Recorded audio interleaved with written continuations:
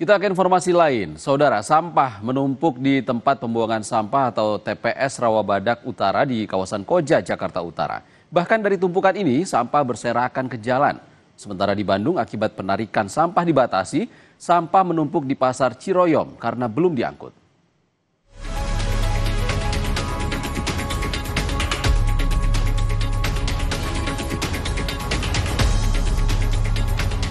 Sampah di TPS Rawabadak Utara, Koja, Jakarta Utara ini sudah sangat mengganggu.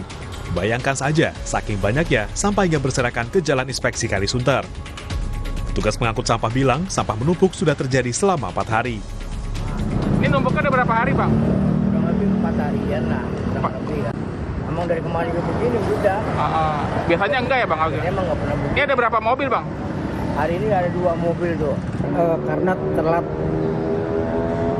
angkutan, itu aja. Selain telat angkutan, apa emang ada antrian di Bantar Gebang atau seperti apa sih, Pak? Ya mungkin misalnya macet atau misalnya antrian di sininya terlambat pengangkutan, jadi begitu meludak sampahnya. Di Bandung, sampah juga menumpuk di Pasar Ciroyom.